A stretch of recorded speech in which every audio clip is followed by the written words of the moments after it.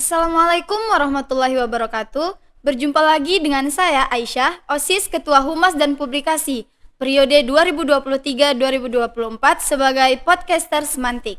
Jadi di sini kita sudah mengundang salah satu alumni Semantik untuk membahas atau mendiskusikan tentang topik hangat di kalangan remaja, terkhususnya kalangan remaja putri sekarang. Saya bacakan sedikit biodata singkat beliau. Dengan nama beliau Sri Wahyuni. Beliau salah satu alumni Semantik angkatan 2018 dan sudah menyelesaikan studinya di Fakultas MIPA Universitas Syah Kuala. Oke, langsung saja ke Kak Sri. Silahkan Kak Sri. Halo teman-teman SMA 3 Timang Gajah semuanya. Kenalin, aku Sri Wahyuni, alumni Semantik di tahun 2018 dan setelahnya berlanjut di Universitas Syah Kuala di Departemen Biologi, Math and Science Faculty. Kalau sekarang ini lagi sibuk mengabdikan diri di SD Negeri 2 Ronga-Ronga sebagai staf administrasi. Mungkin itu aja tentang aku. Thank you. Balik ke Aisyah. Oke, jadi kita sudah tahu sedikit biodata tentang Kak Sri. Jadi Kak, kita mau tahu nih Kak, kesibukan Kakak sekarang apa sih Kak? Atau ada kegiatan apa gitu? Oke, thank you Aisyah untuk pertanyaannya. Jadi sekarang ini lagi di beberapa program sih sebenarnya. Kalau misalnya di sekolah ya di staf administrasi sedang sibuk di pengadministrasian. Di samping itu sekarang nih lagi oprek nih kegiatan ekspedisi negeri kopi yang rencananya ini bakalan dioprek di Benar Meriah. Berhubung foundernya gitu ya, jadi kan banyak hal yang harus disusun, mulai dari perencanaan kegiatan, gimana konsep kegiatannya, gimana perekrutannya. Karena di ekspedisi kopi ini kita pengen buat konferensi antar siswa di Benar Meriah. Kita pengen perwakilan siswa SMA sebenar Meriah ini bisa menyuarakan apa sih sebenarnya kendala mereka selama ini gitu. Kita pengen aspirasi ini, solusi ini kita berikan ke bupati, kita antar ke dinas pendidikan supaya kita bisa sama-sama tahu apa sih yang harus kita lakukan untuk pendidikan di Benar Meriah gitu. Itu sih untuk kegiatan yang sedang berlangsung gitu ya. Dan sekarang ini juga lagi sibuk persiapan gitu ya beberapa program. Salah satunya itu ada ekspedisi di Youth Abroad Expedition. Youth Abroad Expedition ini yang keempat kalinya. Kita kali ini beralih ke Sentul, Malaysia. Kita jadi cikgu di sana, temanya cikgu mengajar. Kita pengen ngasih tahu ke anak-anak Indonesia yang ada di Malaysia itu gimana sih wonderfulnya Indonesia gitu. Gimana sih kuliner Nusantara, budaya Nusantara gitu. Kita pengen kasih tahu itu ke mereka supaya mengobati rasa rindu mereka terhadap tanah air gitu ya. Setelahnya kita berencana dan sedang menyusun program juga untuk kegiatan English Camp di Pattaya, Thailand gitu. Itu beberapa program yang sedang coba dicanangkan di bulan November ini. Mungkin itu sih kesibukan saat ini Aisyah. Keren ya Kak, semua kegiatannya gitu. Berbicara sedikit tentang komunitas atau organisasi yang Kakak bilang tadi, Aisyah mau nanya nih Kak sedikit. Komunitas itu bisa untuk semua kalangan muda atau tua atau hanya terkhusus untuk kalangan tertentu saja gitu Kak? Oke, thank you pertanyaannya Aisyah. Untuk beberapa program yang kita canangkan mulai itu dari IDN Mceng, mcarecommunity.id dan program lainnya itu kita biasanya lebih ke siswa, mahasiswa dan pekerja gitu ya. It's mean like dari umur 15 tahun sampai juga 30 tahun. The most important thing menurut kita itu adalah gimana program mereka punya value apa gitu. Program mereka apa, bisa nggak sih program itu diimplementasikan di lokasi sustainable nggak sih gitu kan. Yang paling penting ya kalau kita lihat pemerintah saat ini kan lebih fokus ke SDGs gitu ya, 17 poin SDGs gitu. Kita pengen beberapa poin itu bisa kita implementasikan melalui program kita. Gitu sih Aisyah. Gitu Kak. Oke, berbicara tentang alumni Semantik nih Kak, kan Kakak salah satu alumni Semantik. Apa sih pengalaman Kakak selama sekolah di Semantik gitu Kak, atau ada pengalaman yang sangat terkesan gitu? Oke, thank you Aisyah untuk pertanyaannya. Berbicara tentang semantik, terlalu banyak hal yang sangat memorable gitu ya. Mulai dari gimana kita selama jadi siswa praktikal langsung tentang budaya, terus juga beberapa hal yang sangat banyak gitu ya. Salah satunya itu kita pernah berusaha gitu ya ikut namanya debate competition gitu ya. Kita latihan dan akhirnya di ujung 2018 kita bisa jadi winner gitu di debate competition, juara 3 waktu itu.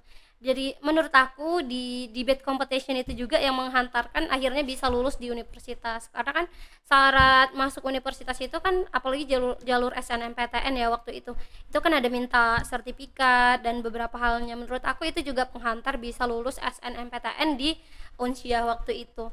Terus juga di penghujung 2018 kita juga ada ikutan duta wisata ya waktu itu ya. Duta wisata setelah banyaknya opini dari publik gitu ya, mulai dari gimana duta wisata itu harus inner beauty, harus tinggi lah, harus inilah itu kan, jadi menguatkan tekad.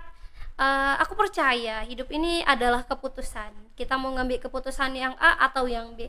Kemarin itu mikirnya kalau nggak lulus ya pengalaman wawancara, pengalaman presentasi gitu ya, nggak ada expect bakalan lulus jadi duta wisata, karena itu tadi kat ininya famousnya sering terdengarnya duta wisata itu inner beauty, tinggi dan sebagainya gitu ya kan.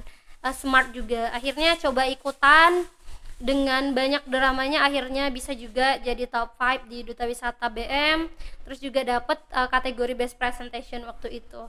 Dari situ sih kayak lebih pede aja untuk mengikuti beberapa program gitu. Banyak sih hal lain yang sangat memorable ya di Semantik, mulai dari Keris Semantik ya, waktu itu ada Keris, sempat nari juga ikutan di Sanggar Seni Tajuk Lengkawi ya, masih sama nggak ya namanya? Iya, masih, sama Kak. ya. Dan beberapa hal lainnya, mungkin itu sih Aisyah yang saat ini masih sangat teringat ya untuk pengalaman selama di Semantik.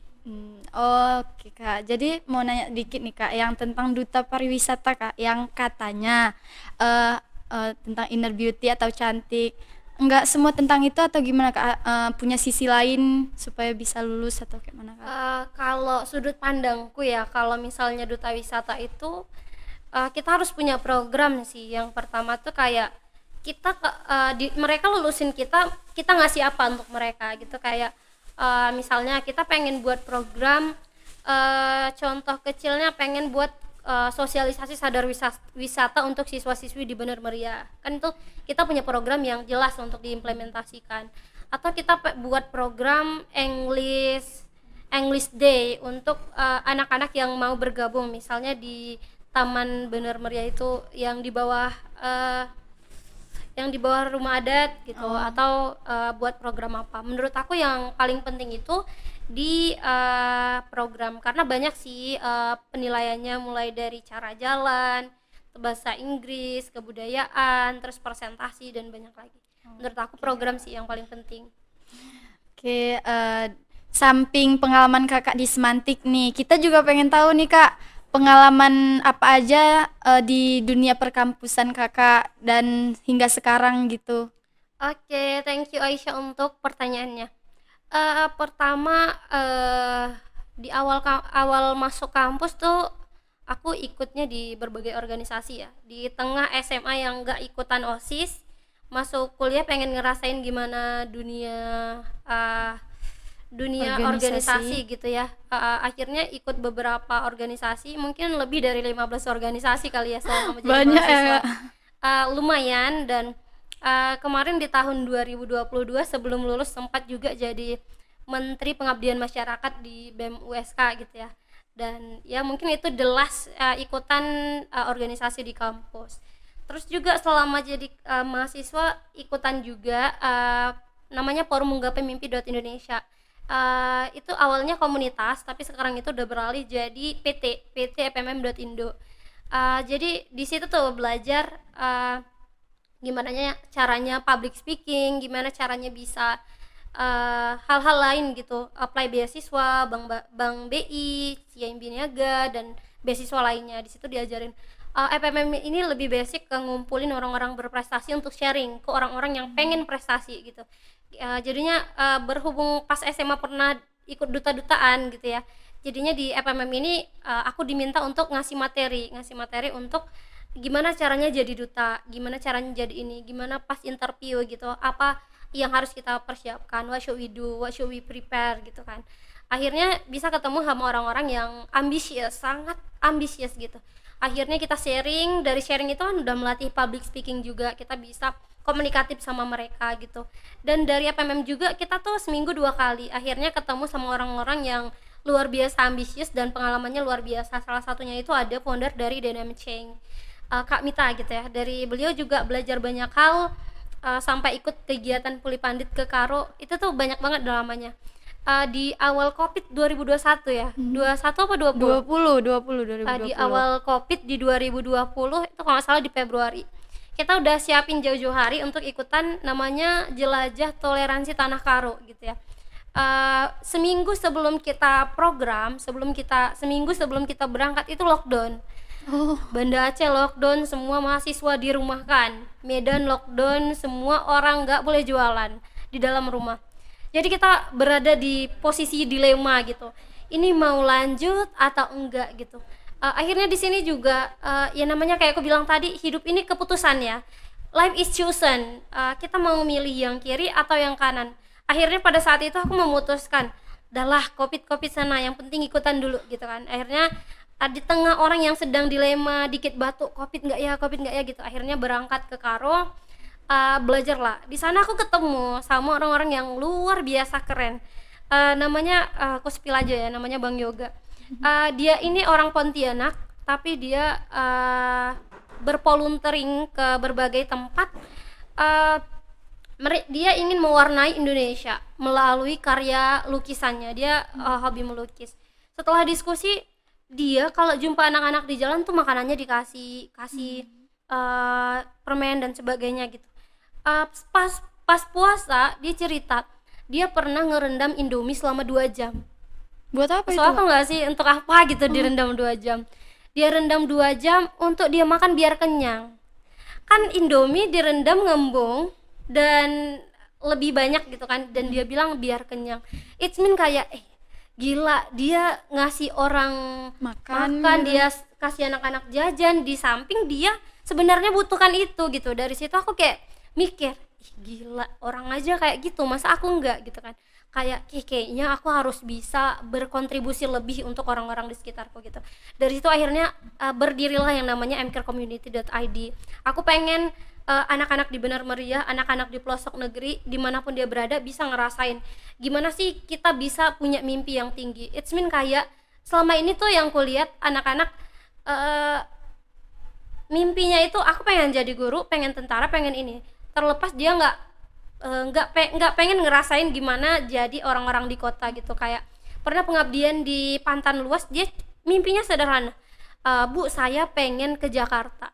Oh, boleh, itu juga masuk ke dalam wishlist gitu.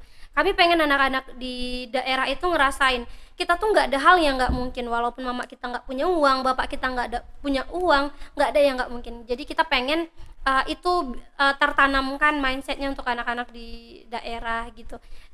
Mungkin itu ya tentang asal muasal IDNM Change bermula dari IMC gitu.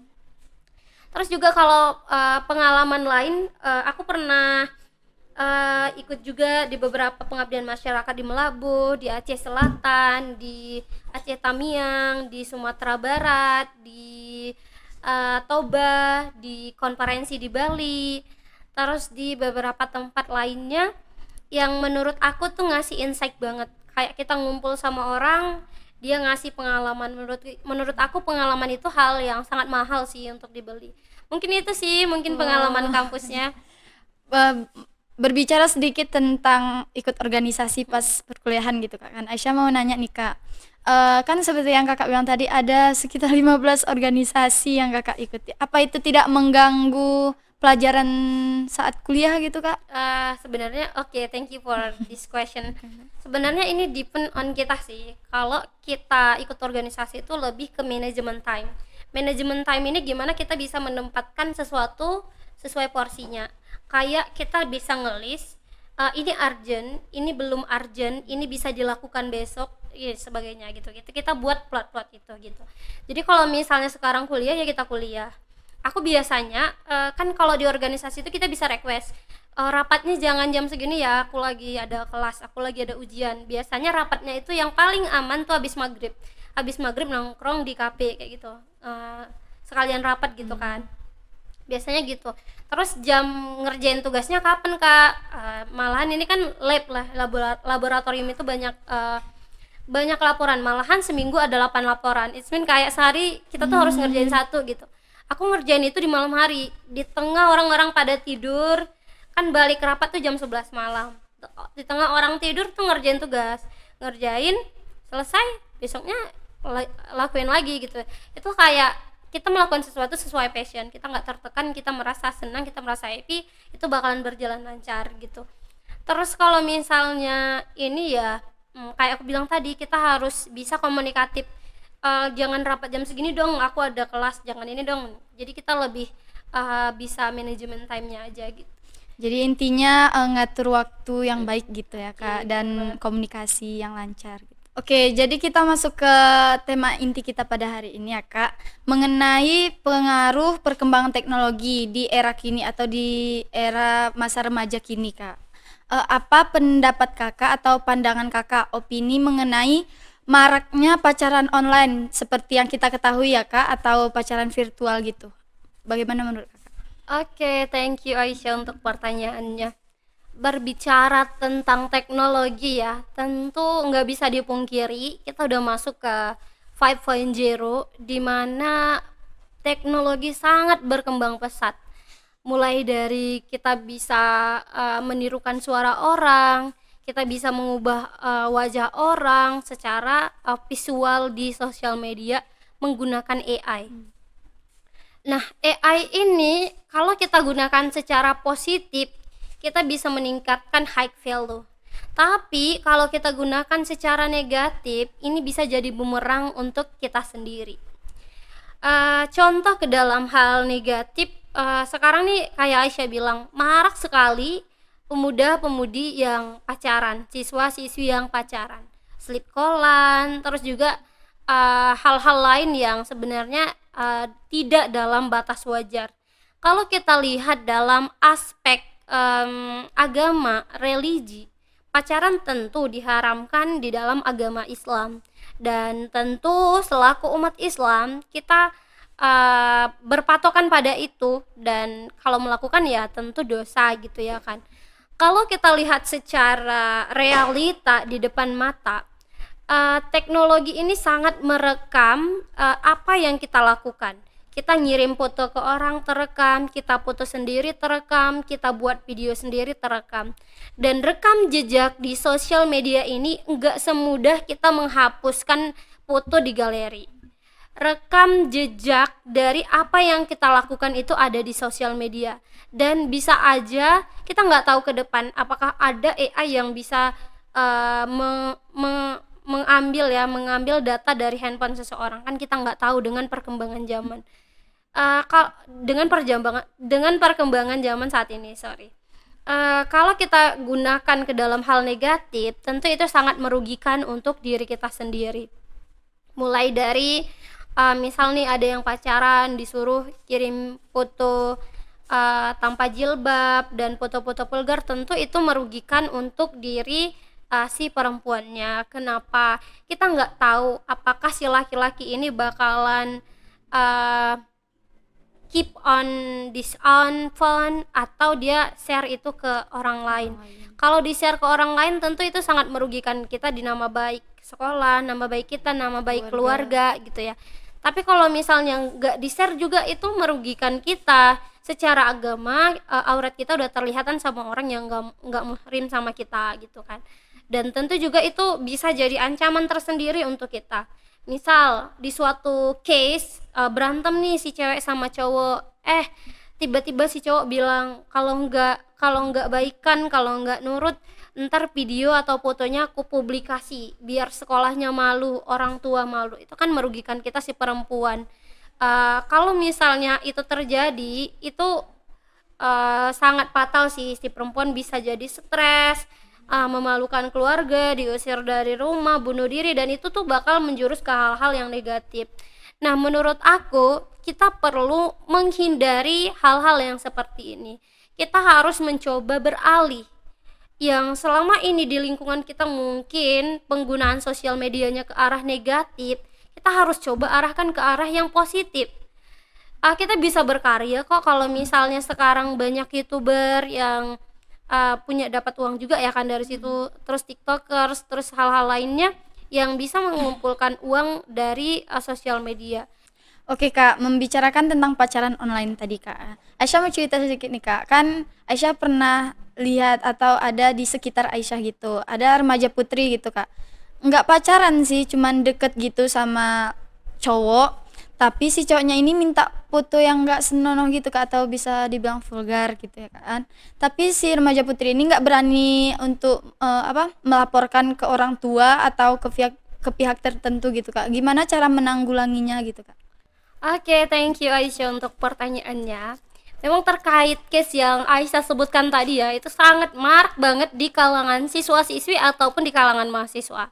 Pernah terjadi, terlihat ya di sosial media teman, itu di Instagram, terposting hal-hal yang tidak seharusnya diposting gitu. Jadi kan kita pada bertanya-tanya, iya si A kayak gini, si A kayak gini. Ternyata itu tuh di-post oleh si pacarnya. Ini kan banyak banget ya di kalangan siswa-siswi itu tukaran password Instagram, tukaran ini. Itu sebenarnya sangat berbahaya banget sih, teman-teman. Itu kayak ketika kita ada problem, itu tuh kita sulit untuk mengatasinya. Kayak tiba-tiba password diganti, kan kita nggak bisa balik dan akun kita di-post hal-hal yang tak senonoh. Kalau menurutku hal-hal yang seperti itu cara mengatasinya, sekarang pemerintah sudah cukup aware ya ke dalam hal tersebut. Bisa dibilang itu masuk ke dalam TPPK. Kalau misalnya di sekolah ada namanya TPPK, Tim Penanggulangan Kekerasan Seksual kayak gitulah ya kan. Kan kalau misalnya hal ini masuk juga ke dalam TPPK tapi ke ranah online. Kalau misalnya itu terjadi di satu sekolah itu lebih mudah lagi ya, bisa dikomunikasikan, bisa dipanggil ke BK dan sebagainya. Mungkin menurutku solusinya kalau nggak berani ya kabarin aja ke tim pencegahan itu, ke tim TPPK secara personal. Kalau misalnya cewek kabarin ke ibunya gitu, dan bilang ke ibunya kalau misalnya data kita disembunyikan, di blur lah gitu ya, supaya teman-teman yang lain nggak tahu kalau itu terjadi di kita. Itu bisa mengatasi hal tersebut juga. Atau kalau misalnya sudah terlanjur terjadi ya, kalau menurut aku jangan terlena dengan ancaman sih. Lebih better kita cut terus hubungannya dengan orang tersebut daripada makin lama makin keterusan. Nanti terjadi hal-hal yang lebih tidak diinginkan gitu ya kan. Nah, terus juga kalau menurut aku pribadi, di penggunaan sosial media ini sebenarnya kita udah cukup keliru ya. Nggak semuanya sih, ada beberapa oknum yang sudah cukup keliru, dan itu tuh terpengaruh dari FYP-nya sosial media gitu kan. Udah kayak gitu ikut. Padahal kita bisa aja hal itu mengarah ke hal-hal yang negatif. Kita posting foto nggak pakai jilbab, diedit sama orang menjadi foto-foto yang tak senonoh, itu kan cukup berbahaya untuk kita. Mukanya muka kita, ntar orang kira itu betulan kita gitu. Itu sebenarnya cukup bahaya dan kita perlu untuk mengatasi ataupun lebih sadar dalam penggunaan sosial media. Mungkin itu sih Aisyah, menurut aku the most importantnya itu dilaporkan ke TPPK. Oke Kak. Ini last question nih Kak. Apa sih Kak tips-tips menjadi remaja yang produktif dan tidak terpengaruh oleh perkembangan teknologi ke arah yang negatif gitu Kak? Oke, thank you Aisyah. Kalau berbicara tentang tips and trick gitu ya, yang pertama itu kita lebih bijak menggunakan sosial media. Di sosial media kita bisa buat banyak hal. Kita bisa berinovasi, berkreasi. Kayak contoh singkat, kita pengen tahu beasiswa, kita tinggal follow aja hashtag Instagram yang beasiswa, scholarship, ataupun exchange, pertukaran siswa, pertukaran mahasiswa dan sebagainya, kita bisa ikutin hashtag-hashtag itu. Dengan kita ikutin hashtag itu, kita lebih secara nggak langsung kita mengurangi interaksi dengan postingan-postingan yang cukup mengganggu. It mean kayak kita biasanya lihat orang joget-joget di TikTok, lihat joget-joget di Instagram, hal-hal yang memang nggak useful banget gitu ya kan, ke arah yang lebih positif. Jadinya beranda Instagram kita itu lebih ke volunteer dieng, open ekspedisi negeri kopi kayak gitu kan.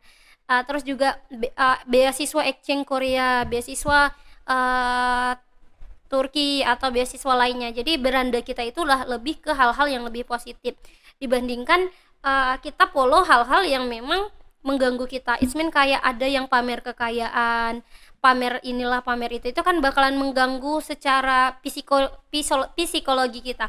Kayak gini teman-teman, kan kita tahu ya kalau misalnya apa yang kita lihat itu mempengaruhi apa yang kita lakukan. Nah, kalau misalnya yang kita lakukan itu ke arah misalnya yang kita lihat itu ke arah yang nggak baik gitu, itu bakalan mempengaruhi perilaku kita. Misal tontonan kita hal-hal yang nggak bagus, itu perilaku kita agak sedikit melenceng gitu teman-teman.